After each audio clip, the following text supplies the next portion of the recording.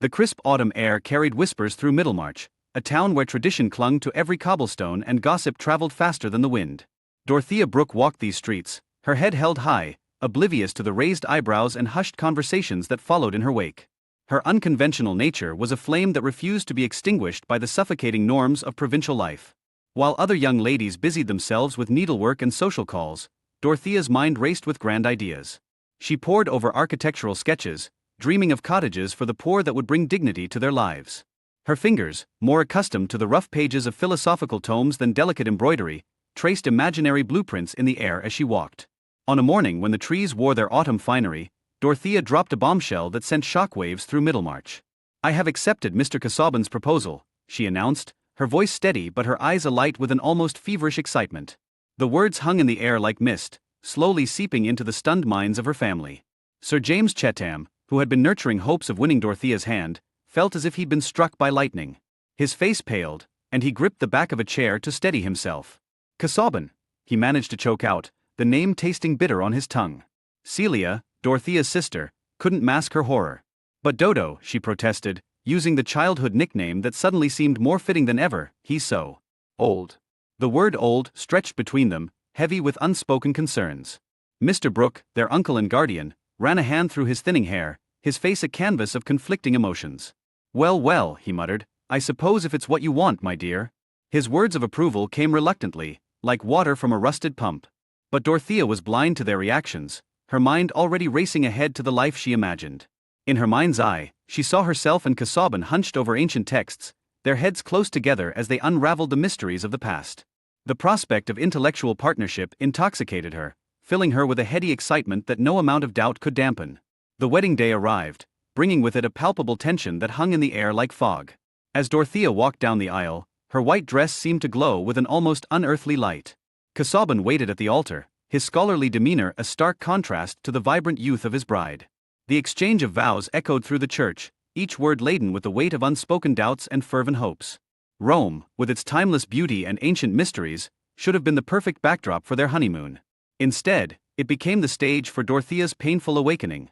The eternal city's grandeur only served to highlight the growing chasm between her lofty expectations and the harsh reality of her marriage. As they wandered through the ruins of the Forum, Dorothea's attempts to engage Casaubon in discussion were met with dry, pedantic responses that left her feeling more like a student than a wife. The stones beneath her feet seemed to whisper of empires risen and fallen, of dreams shattered like the broken columns that surrounded them. Nights in Rome, which Dorothea had imagined would be filled with stimulating conversation and shared discoveries, instead became a torment of silence. She lay awake, listening to Casaubon's steady breathing, feeling more alone than she ever had in her life. The moonlight that filtered through the window seemed cold and distant, much like the man who slept beside her. Days blurred into weeks, and Dorothea found herself wandering the winding streets of Rome alone more often than not. Her footsteps echoed off ancient walls, each step a reminder of the vast distance between her dreams and her reality. The weight of her hasty decision pressed down on her, as heavy as the dome of St. Peter's Basilica that loomed over the city. As the sun set on another day in Rome, casting long shadows across the city, Dorothea stood at the edge of the Pincian Hill. The panorama of the eternal city spread out before her, a tapestry of history and human ambition. But as she gazed out at the vista, all she could see was the yawning gulf between her romantic ideals and the cold, hard truth of her marriage. The last rays of sunlight faded, taking with them the last vestiges of Dorothea's youthful optimism. As darkness settled over Rome, a chill wind picked up, carrying with it the scent of change. Unbeknownst to Dorothea, at that very moment, a carriage was rolling into Middlemarch, bearing a passenger whose arrival would set in motion events that would shake the foundations of her world. Dr. Tertius Lydgate had come to town, his eyes blazing with determination, ready to leave his mark on Middlemarch, and perhaps on Dorothea's life as well. Dr. Tertius Lydgate set foot in Middlemarch, his eyes ablaze with determination. The young doctor, not yet 30, carried with him a vision that would shake the foundations of medical practice in the sleepy town. The cobblestone streets echoed with the sharp click of Lydgate's polished boots as he strode purposefully through the town. The air was thick with the scent of fresh bread and the earthy aroma of horse-drawn carriages. Heads turned as he passed, eyes widening at the sight of the handsome newcomer. His presence was like a gust of wind in a stagnant room, stirring up dust that had long settled. Whispers followed in his wake, a symphony of curiosity and skepticism. "Did you hear? He speaks of germs and cleanliness as if they're the cure for all ills," one woman muttered to her companion. Lydgate's modern ideas on sanitation and disease prevention were as foreign to Middlemarch as the distant shores of India. At a local gathering, the air heavy with the perfume of ladies and the woody scent of pipe smoke, Lydgate's gaze locked with that of Rosamond Vincy. She stood out like a delicate flower in a field of weeds, her pale blue silk dress rustling softly as she moved. Golden curls framed a face that seemed crafted by the most skilled of artists, her eyes sparkling with intelligence and ambition. Rosamond's heart quickened as Lydgate approached. Here, she thought, was her chance at a life beyond the suffocating confines of Middlemarch. She extended her hand, as soft and white as fresh cream, and Lydgate took it, unaware that he was being sized up for a role in Rosamond's carefully orchestrated future. "Dr. Lydgate," she said, her voice as sweet as honey, "I've heard so much about your revolutionary ideas. How thrilling it must be to be at the forefront of medical science." Lydgate smiled, charmed by her interest. "Indeed, Miss Vincy. There's so much to be done, so many lives to be saved with proper knowledge and care." As they conversed, Rosamond's clever mind worked like clockwork, plotting and planning. Lydgate was her ticket to a grander life, and she intended to punch it. Meanwhile, across town, the study of Mr. Brooke hummed with the energy of new ideas. Will Ladislaw, a young man with the soul of a poet and the restlessness of a wanderer, had taken up residence as Mr. Brooke's secretary. His presence was like a splash of vibrant paint on the muted canvas of Middlemarch life, his bohemian air and unconventional thoughts sending ripples through the still waters of local politics. Will threw himself into his work with the passion of youth, his mind alight with possibilities for change. Yet, even as he immersed himself in the minutiae of local governance, a part of him yearned for something more, something indefinable that seemed just out of reach. The answer to that yearning arrived with the return of Dorothea from Rome. The air seemed to shimmer around her as she stepped from the carriage, her eyes bright with the wonder she had seen. Will, catching sight of her from afar, felt as though the world had suddenly shifted on its axis. Their first meeting was like the clash of flint and steel, sparking a blaze of intellectual fervor. Words flowed between them like a river, ideas bouncing back and forth with dizzying speed. Dorothea found in Will a kindred spirit, someone who could match her passion for knowledge and reform. For Will, Dorothea was a revelation, a mind as vast and beautiful as the art he so adored. As they walked through the gardens, deep in conversation, the rest of the world seemed to fade away. The sweet scent of roses mingled with the earthy aroma of freshly turned soil, creating an intoxicating perfume that seemed to heighten their senses. "Your experiences in Rome must have been truly transformative," Will said, his eyes never leaving Dorothea's animated face. Dorothea's eyes sparkled with enthusiasm. "Oh, Will, it was like stepping into a living, breathing work of art. The history, the culture, the sheer magnitude of human achievement. It's opened my eyes to so much." Neither noticed the shadow that fell across Casaubon's face as he watched from a window, his pen frozen mid-stroke. The easy rapport between his young wife and his bohemian cousin planted a seed of unease in his heart, a seed that would grow into a tangled vine of suspicion and resentment. The sun began to set on Middlemarch, painting the sky in hues of orange and pink. As Dorothea and Will parted ways, their eyes lingered on each other for a moment too long. In that gaze lay the promise of future meetings, future conversations, and complications that neither could yet foresee. As Dorothea made her way back to Lowick Manor, a sense of unease settled over her like a heavy cloak. The grand house loomed before her, its windows dark and uninviting. She hesitated at the threshold, her hand on the cold doorknob. The memory of Will's warm smile and engaging conversation made the prospect of returning to her husband's silent study all the more daunting. With a deep breath, she pushed open the door, unaware that her life was about to take a turn that would test the very foundations of her marriage and her own understanding of love and duty. Dorothea's life at Lowick Manor had settled into an uneasy rhythm. As the days passed, she found herself increasingly frustrated by her husband's cold demeanor and his all-consuming obsession with his scholarly work on mythology. The grand halls of Lowick Manor echoed with a hollow silence, broken only by the scratching of Casaubon's quill and the occasional rustle of ancient tomes. The air hung heavy with the musty scent of old books and unspoken disappointment. Dorothea's footsteps, light and hesitant, barely disturbed the thick carpet as she approached her husband's study. Her heart raced with hope, her eyes bright with eagerness to help. "Edward, I wondered if I might assist you today?" Her voice trembled slightly, a mix of anticipation and fear. Casaubon's response was a dismissive wave, his eyes never leaving the yellowed pages before him.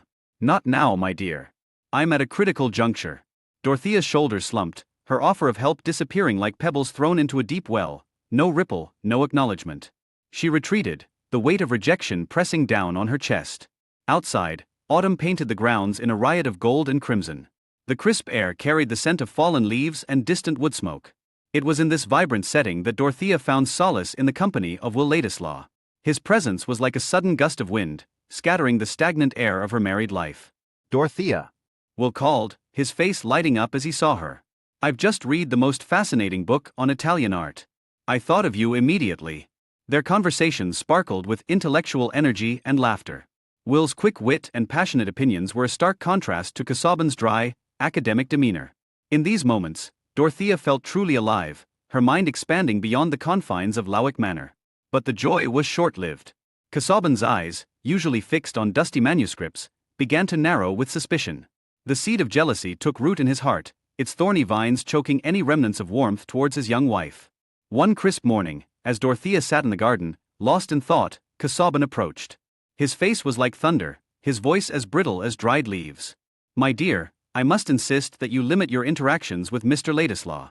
His presence here is disruptive to my work. The words hit Dorothea like a physical blow. She opened her mouth to protest, but the unyielding look in Casaubon's eyes silenced her. With a heavy heart she nodded, feeling the walls of her world closing in. From that day forward, Will's visits to Lawick Manor ceased. Dorothea found herself trapped in a gilded cage, her days filled with loneliness and unfulfilled potential. She wandered the halls like a ghost, her fingers trailing along cold stone walls, her mind a battleground between duty and desire. The weight of her wedding ring felt heavier with each passing day, a constant reminder of the vows she had made. Meanwhile, in the bustling town of Middlemarch, another romance was blossoming. Lydgate, the ambitious young doctor, found himself caught in the web of Rosamond Vincy's charms. Her golden curls caught the sunlight, her laughter like silver bells in the air. Rosamond, her blue eyes sparkling with ambition, saw in Lydgate the key to a grander life. She played her part to perfection, a skilled actress on the stage of courtship. With each coy smile and well-placed compliment, she wove her spell around Lydgate's heart. "Oh, Dr. Lydgate," she would say, her voice soft and melodious, "your work sounds so important. How fortunate Middlemarch is to have you." Blinded by love and youthful optimism, Lydgate failed to see the chasm that yawned between their expectations. He dreamed of groundbreaking medical research, of late nights bent over microscopes and early mornings in the hospital wards. In his mind's eye, he saw Rosamond by his side, a supportive partner in his noble quest. Rosamond, hidden behind her facade of sweetness, harbored dreams of a very different nature. She imagined grand parties, fine dresses, and a life far removed from the provincial tedium of Middlemarch. In Lydgate, she saw not a dedicated doctor, but a ticket to social advancement. As the first snowflakes of winter began to fall, dusting the streets of Middlemarch in a soft white blanket, Lydgate found himself on bended knee. The ring in his hand glinted in the firelight, hope shining in his eyes. Rosamond's joyful acceptance sealed their fate, setting in motion a series of events that would shape their lives in ways neither could have foreseen. "Yes, oh yes," Rosamond exclaimed, her eyes shining with tears of joy, or perhaps triumph. Lydgate swept her into his arms, his heart soaring with love and dreams of their future together. Little did he know that beneath her angelic exterior lay a will of iron and expectations that would test the very foundations of their union. As the newly engaged couple basked in their happiness, a shadow loomed on the horizon, unseen and unnoticed. In a modest house across town, Fred Vincy, Rosamond's brother, tossed and turned in his bed. A sheen of sweat covered his brow, his breathing labored. As the clock struck midnight, he let out a groan of pain, his world about to be turned upside down by an unexpected and severe illness that would send shockwaves through the intertwined lives of Middlemarch's residents. Fred Vincy, Rosamond's brother, was a young man of 24 who lacked direction in life. His world was about to be turned upside down by an unexpected and severe illness. The streets of Middlemarch buzzed with whispers and worried glances as news of Fred's typhoid fever spread like wildfire. The town, usually alive with the gentle hum of daily life, now seemed to hold its breath, waiting for updates on the young man's condition. In the Garth household, Mary's heart clenched with worry. She paused in her work, her hands hovering over the mending in her lap, as she thought of Fred. The sunlight streaming through the window seemed to mock the darkness of her thoughts. She could almost see him, his usual boyish grin replaced by a grimace of pain, and the image made her chest ache. "Mary." Mr. Featherstone's raspy voice cut through her reverie. "Where's my tea, girl?" Shaking off her worries, Mary rose to attend to the old man. But as she went about her duties, her mind kept drifting back to Fred, like a compass needle always finding north. Meanwhile, the Vincy home had transformed from a haven of cheerful bustle to a den of anxiety. Mrs. Vincy flitted from room to room, her skirts rustling like agitated wings, her usually rosy cheeks pale with worry. Mr. Vincy's jovial laugh, once a constant in the household, was now conspicuously absent. The air hung heavy with unspoken fears and whispered prayers. Into this atmosphere of dread strode Dr. Lydgate, his presence a breath of fresh air in the stifling worry. His confident steps echoed through the hallway as he made his way to Fred's room. The family watched him pass, hope and fear warring in their eyes. Fred lay in his bed, a mere shadow of his former self. His skin, usually flushed with youth and vigor, now had the pallor of old parchment. Sweat beaded on his brow, each droplet a testament to the fever raging within. In his delirium, he called out, his voice cracked and weak. Mary! Mary! The name hung in the air, a plea and a lifeline. Dr. Lydgate's brow furrowed as he examined his patient, his skilled hands moving with practiced efficiency. The room was silent save for Fred's labored breathing and the doctor's occasional murmur. Days blurred into nights as Fred fought his battle against the fever. The town held its collective breath, and prayers were whispered in every household. Slowly, under Dr. Lydgate's care, the tide began to turn. The fever broke, leaving Fred weak but alive. As strength gradually returned to his limbs, a new kind of energy began to stir in Fred's mind. The brush with death had left its mark, not just on his body, but on his very soul. He found himself staring out the window, watching the world go by, and for the first time, truly questioning his place in it. Mary's visits became a lifeline, a connection to the world beyond his sick room. She would sit by his bed, her presence both a comfort and a challenge. "You must find your way, Fred," she'd say, her voice gentle but firm. "A man needs direction in life." Her words took root in the fertile soil of Fred's newly awakened mind. As he lay there, the ceiling above him became a blank canvas for his thoughts and dreams. He saw, with startling clarity, the man he had been: directionless, irresponsible. And for the first time, he truly wanted to change. The Garth family's support during this time was unwavering. Caleb Garth, with his weathered hands and eyes full of hard-earned wisdom, became a beacon of inspiration. Fred found himself hanging on every word during Caleb's visits, soaking in the lessons of a life built on hard work and integrity. As Fred's strength returned, so did his determination. The illness that had threatened to break him instead forged him anew.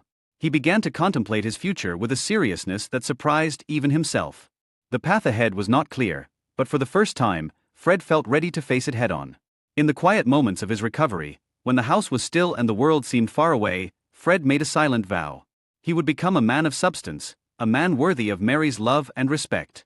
The road ahead would be long and challenging, but as he looked out his window at the bustling life of Middlemarch, Fred felt a spark of hope ignite in his chest.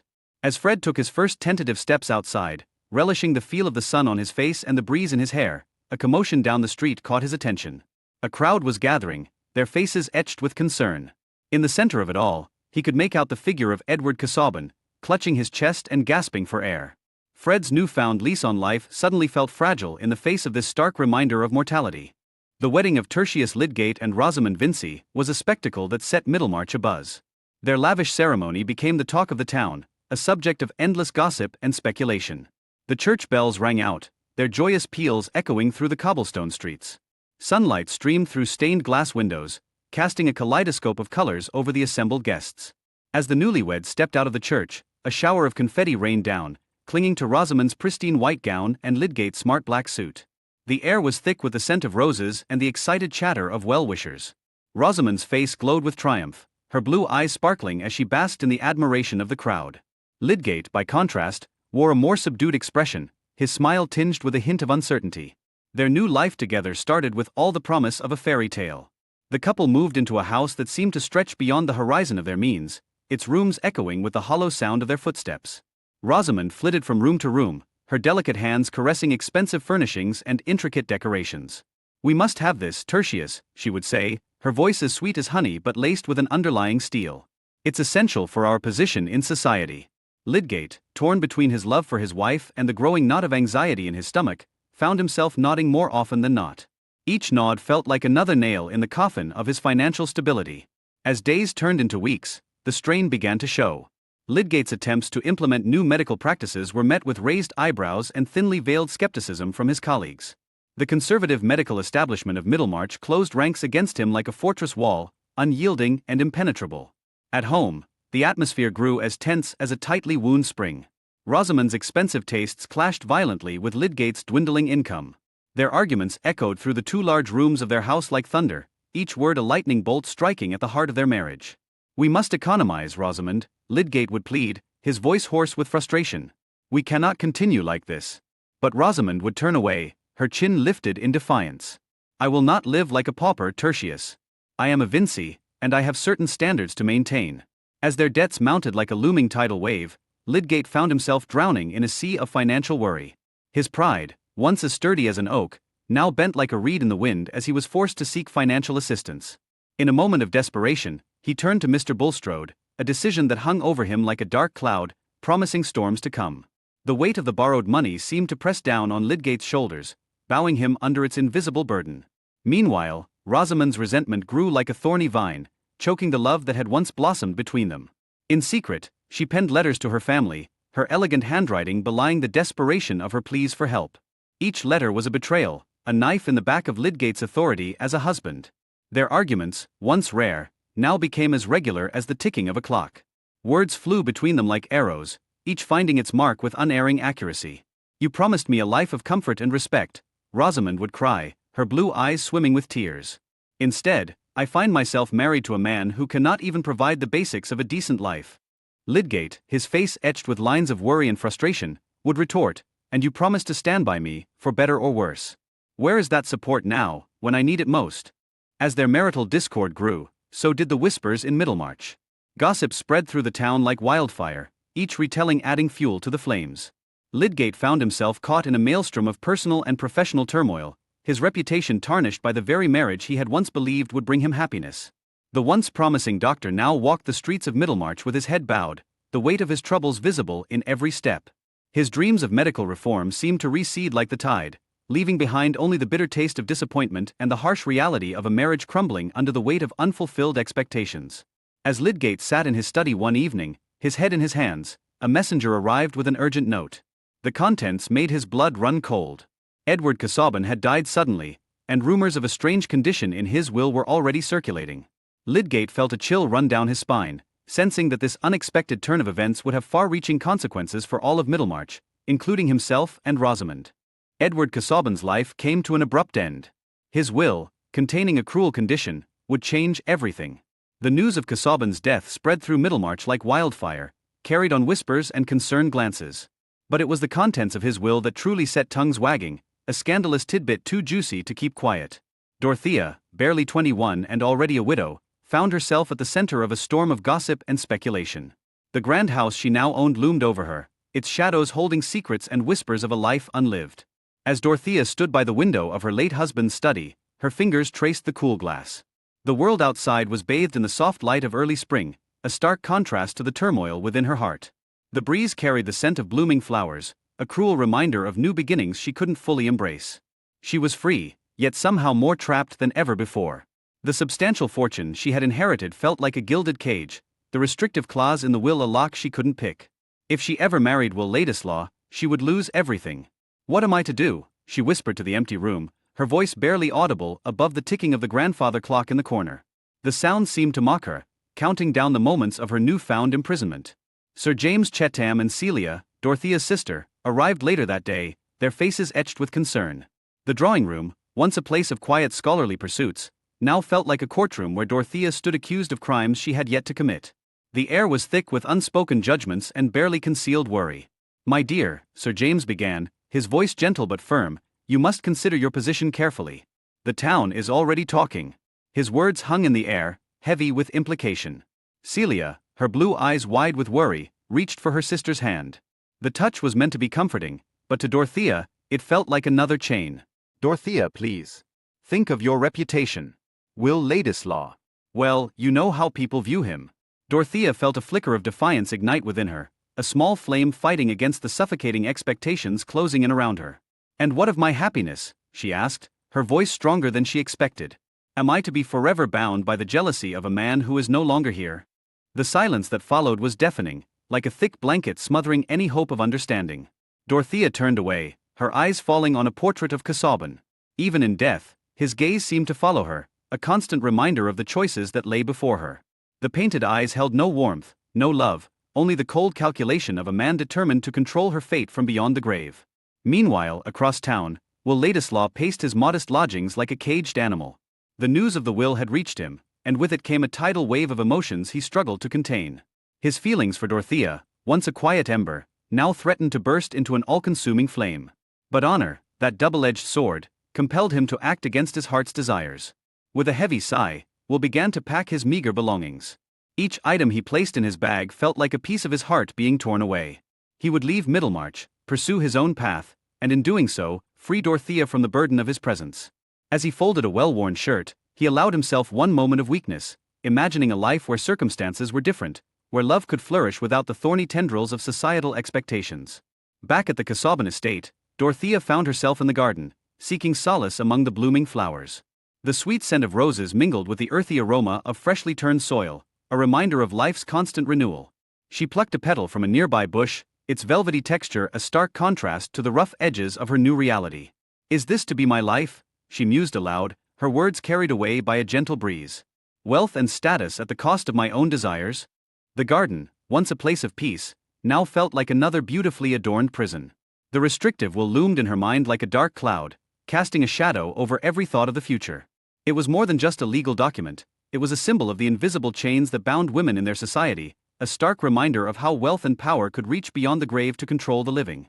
As the sun began to set, painting the sky in hues of orange and pink, Dorothea made her way back to the house. Each step felt heavier than the last, as if the weight of her decisions was physically pulling her down.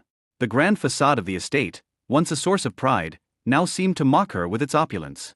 Inside, she paused before a mirror in the hallway.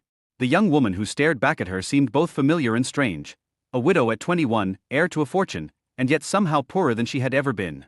The reflection shimmered, as if the very image of herself was uncertain, wavering between the person she was expected to be and the one she longed to become. Dorothea turned away from the mirror, her resolve strengthening with each passing moment. The restrictive will may have been Casaubon's final act of control, but she was determined it would not be the end of her story. As she climbed the stairs to her chambers, a new question formed in her mind, one that would shape the days to come. What is the true value of wealth and status when measured against the currency of personal happiness and fulfillment? As night fell over Middlemarch, the town buzzed with another piece of gossip. Fred Vincy, known for his carefree ways, had found himself in dire straits. Whispers of unpaid debts and a co-signed loan reached Dorothea's ears, hinting at a storm brewing on the horizon, one that threatened to sweep away not just Fred, but those closest to him as well. Fred Vincy's reckless behavior had led him down a perilous path. His inability to repay a loan co-signed by Mr. Garth had plunged the Garth family into financial turmoil. The weight of his actions hung in the air, as thick and oppressive as the morning fog that blanketed the fields of Middlemarch. Mary Garth stood at the window, her fingers tracing aimless patterns on the cool glass. She watched her father, Caleb, trudge wearily across the yard, his shoulders slumped under an invisible burden. The strain of potential ruin etched deep lines on his weathered face, a sight that twisted Mary's heart like a knife. She closed her eyes, trying to will away the image of Fred's crestfallen expression when he'd confessed his failure, but it lingered stubbornly behind her eyelids. The Garth home, once a haven of warmth and laughter, now felt suffocating with unspoken worries. Every creak of the floorboards seemed to whisper of unpaid debts and shattered trust. The air was heavy with the scent of fear and disappointment. In the kitchen, Mary's mother busied herself, the clatter of pots and pans a thin veil over her quiet sobs. The rhythmic chopping of vegetables on the cutting board sounded like a ticking clock, counting down to an uncertain future. Meanwhile, Fred wandered the streets of Middlemarch like a ghost, haunted by the consequences of his actions. The cobblestones beneath his feet felt uneven, mirroring the turmoil in his mind. The weight of guilt pressed down on him, each step a reminder of the pain he'd caused. Passers-by averted their eyes, their whispers following him like a persistent shadow. The once carefree young man now carried the burden of shame on his slumped shoulders, his fine clothes hanging loosely on his frame as if he were shrinking away from the world. As the sun dipped low on the horizon, painting the sky in hues of amber and rose, Fred found himself at a crossroads. The path of idle pleasure stretched out before him, familiar and tempting. It whispered promises of easy comfort and forgetfulness. But to his right, a rougher road beckoned, one of hard work and redemption. It was strewn with rocks and thorns, yet it glimmered with the faint light of hope. His heart pounding, palms slick with sweat, Fred made his choice. With trembling hands, he knocked on the Garth's door. The sound echoed in the quiet street, seeming to reverberate through the very foundations of Middlemarch. Caleb answered, his expression a mixture of wariness and hope. "Mr. Garth," Fred began, his voice barely above a whisper, cracking with emotion, "I want to learn farming. I want to make things right." The days that followed were a baptism of fire for Fred. The soft hands of a gentleman's son grew calloused and strong, each blister a badge of honor. He rose before dawn, the rooster's crow his new alarm clock, jolting him from fitful dreams of failure and redemption. The smell of earth and honest sweat replaced the lingering scent of wine and cigars that had once clung to him like a second skin. Mary watched from afar, her heart a tumult of conflicting emotions. Pride at Fred's efforts warred with the memory of past disappointments. She observed him in the fields, his shirt clinging to his back as he worked alongside her father. The sun bronzed his skin, and determination hardened his jaw. His once manicured nails were now caked with dirt, a visible testament to his transformation. Fred's family reacted with a mixture of horror and disbelief. "A farmer," his mother exclaimed, her voice rising an octave, hands fluttering like startled birds. "But darling, what about your prospects?" The drawing room air grew thick with tension as Fred merely shook his head, the memory of Mary's disappointed gaze stealing his resolve. The clink of fine china teacups seemed to mock the simplicity of his new life. As weeks turned to months, Fred's transformation became evident to all. He pored over agricultural texts by lamplight, his brow furrowed in concentration, fingers tracing the lines of crop rotation diagrams. He listened intently to Caleb's wisdom, soaking up knowledge like parched earth drinks rain. Slowly, the skepticism in the eyes of other farmers gave way to grudging respect. Their nods of acknowledgement in the marketplace became a currency more valuable than gold to Fred. Mary found herself stealing glances at Fred more often, noticing the new strength in his arms, the quiet confidence in his bearing. Yet she guarded her heart, wary of hoping too soon. Their conversations, once easy and carefree, now carried an undercurrent of tension, a mixture of attraction and uncertainty. Each word felt weighted, laden with unspoken feelings and the ghosts of past mistakes. Fred's newfound responsibility extended beyond the fields. He kept meticulous accounts, each penny carefully considered. The scratching of his pen in the ledger book late into the night became a lullaby of redemption. The reckless boy who had gambled away his future was becoming a man who understood the value of every hard-earned shilling. As autumn painted the countryside in rich golds and reds, Fred stood tall amidst a field of ripening wheat. The fruits of his labor swayed gently in the breeze, a testament to his growth. Mary, passing by on her way to the village, paused to watch him. For a moment, their eyes met across the sea of grain, and a spark of understanding passed between them. The air crackled with unspoken possibilities. Fred's journey of redemption was far from over, but as he gazed at Mary's retreating figure, hope blossomed in his chest like the first green shoots of spring. He had taken the first steps on the path to becoming a man worthy of her love and respect. With renewed determination, he turned back to his work, ready to face whatever challenges lay ahead. As the sun set on another day of honest toil, Fred made his way back to town, his mind filled with plans for the future. But as he rounded the corner near the bank, he caught sight of Nicholas Bulstrode, the town's prominent banker, engaged in a heated whispered conversation with a stranger. The look of fear on Bulstrode's usually composed face sent a chill down Fred's spine. What secret could make such a powerful man tremble?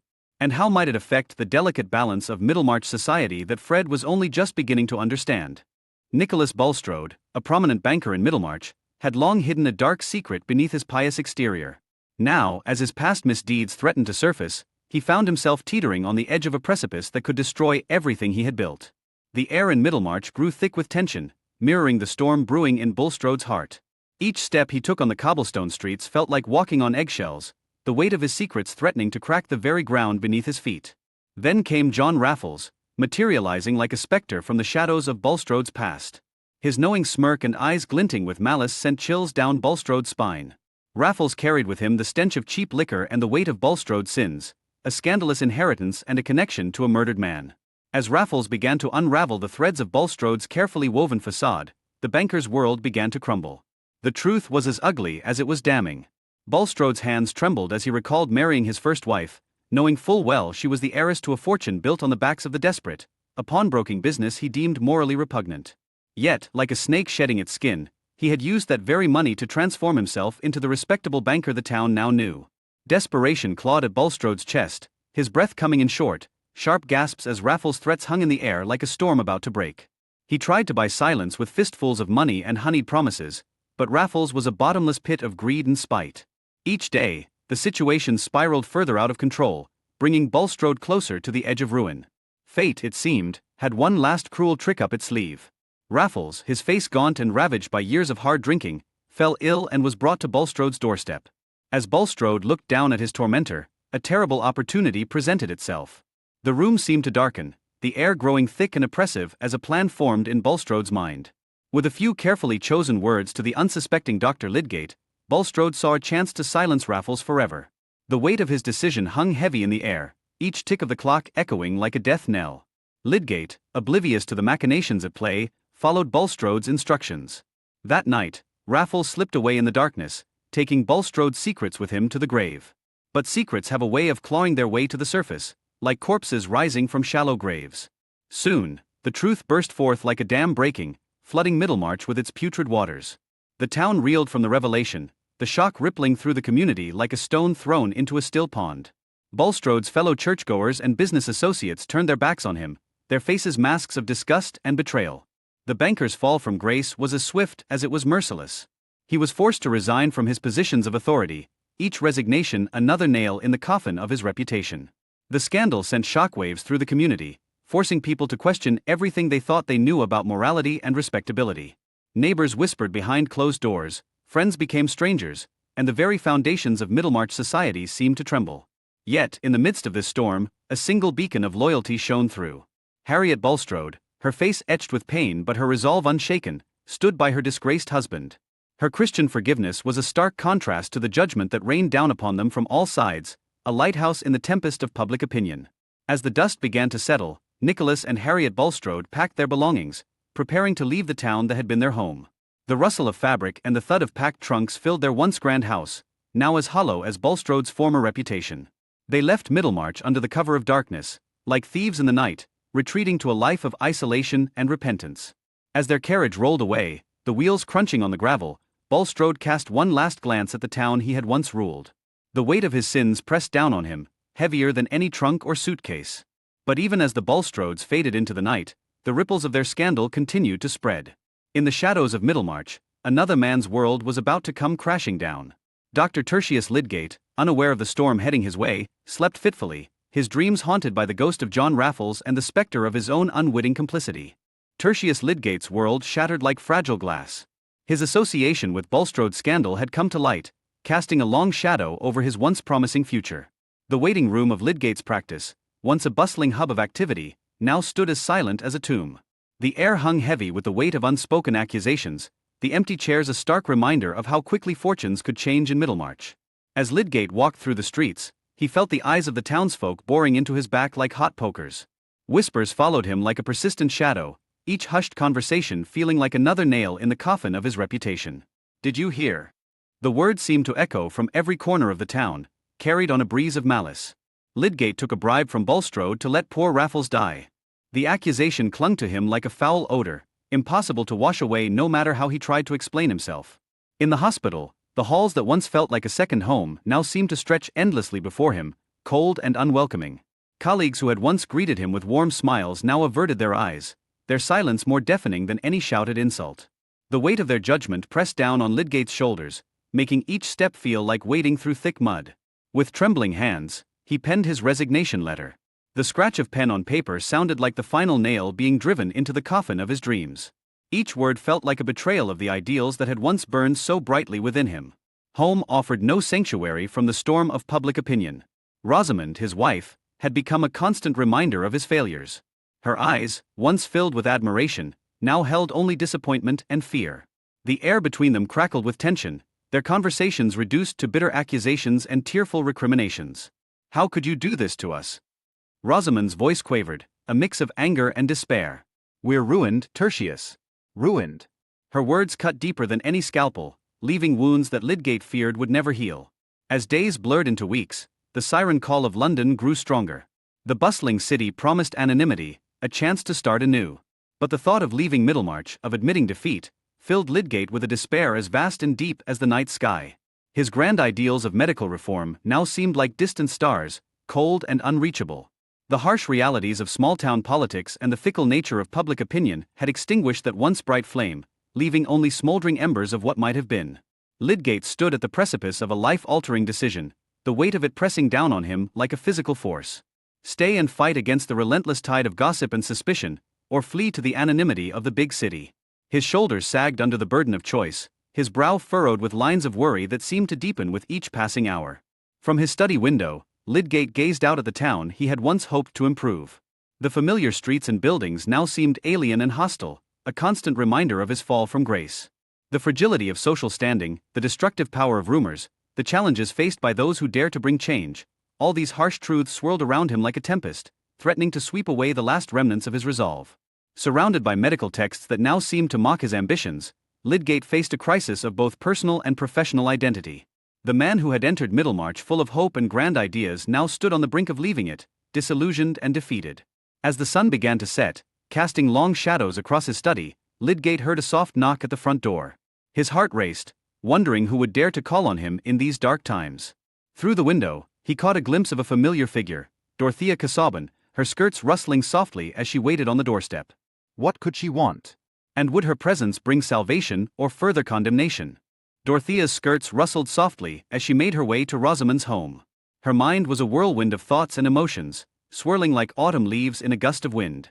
The cobblestone streets of Middlemarch seemed to whisper with gossip, each step echoing with the weight of her purpose. She was determined to offer support to Rosamond and, by extension, to Lydgate, despite the murmurs that clung to the air like morning mist. As she approached the house, a chill ran down her spine, raising goosebumps on her skin. Something felt amiss.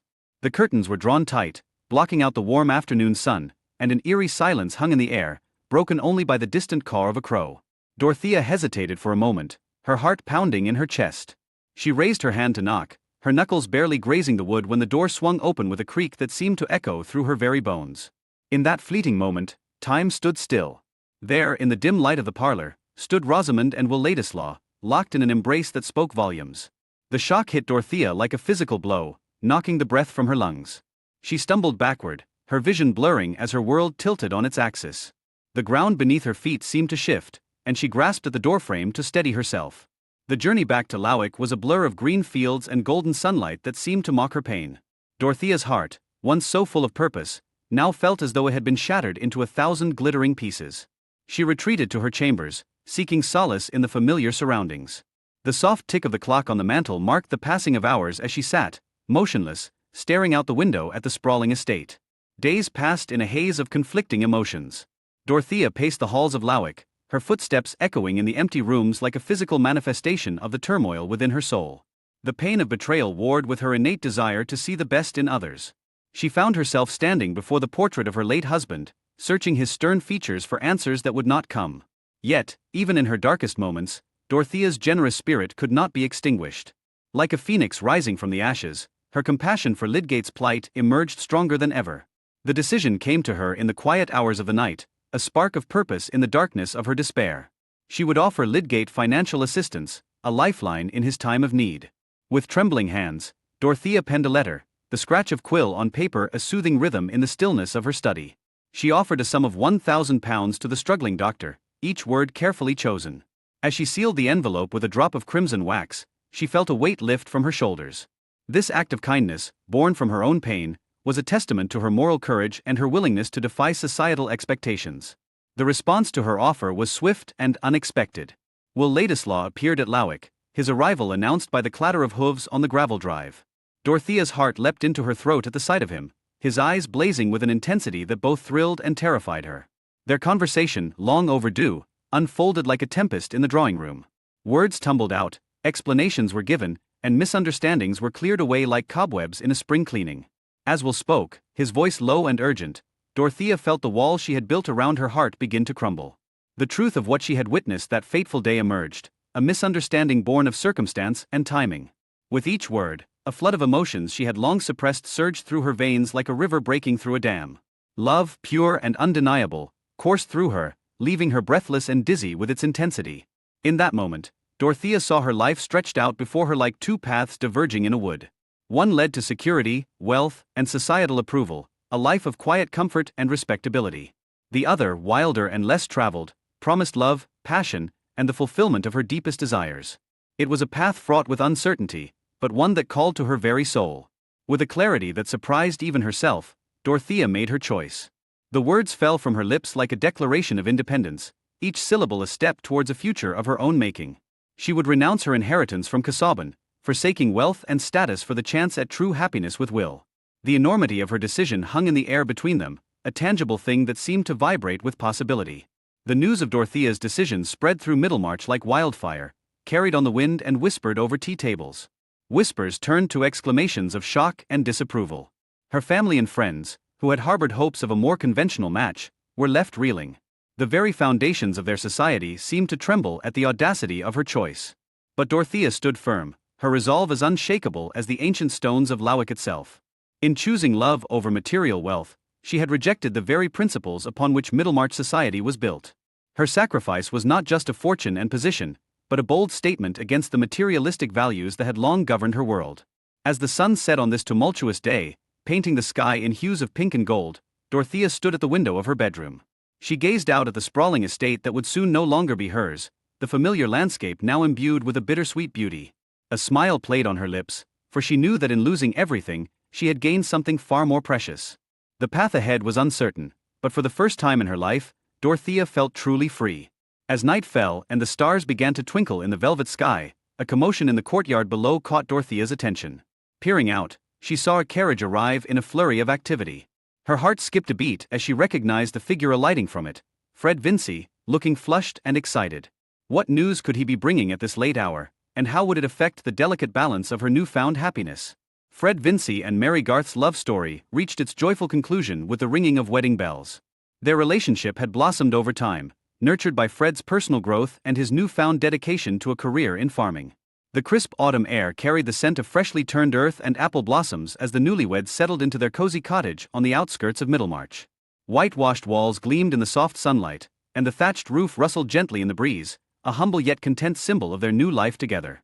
Fred's hands, once soft and unmarked, now bore the calluses of honest work. His face, tanned and weathered by long days in the fields, creased with laughter lines as he worked alongside Caleb Garth. Each day brought new challenges and lessons, and Fred soaked up knowledge like a sponge, his eagerness to learn matching the parched earth's thirst for rain. Mary, ever practical and quick-witted, transformed their cottage into a warm haven. The aroma of freshly baked bread wafted through the rooms, mingling with the earthy scent of herbs drying in the rafters. Her steady presence was a balm to Fred's occasional doubts, her clever remarks cutting through his worries like a knife through butter. Miles away at the Grand Freshet estate, an unexpected happiness bloomed for Sir James Chetham and Celia, Dorothea's sister. The once somber halls now echoed with the pitter-patter of little feet and peals of children's laughter. Ornate tapestries and marble floors bore witness to a joy Sir James never thought possible after his initial heartbreak over Dorothea. Now, he gazed at Celia with eyes full of wonder and gratitude, marveling at the twists of fate that had brought them together. Meanwhile, Dorothea and Will Ladislaw embarked on their own adventure, trading the familiar embrace of Middlemarch for the bustling streets of London. Their small flat, a far cry from the opulence of Laowick Manor, hummed with energy and purpose.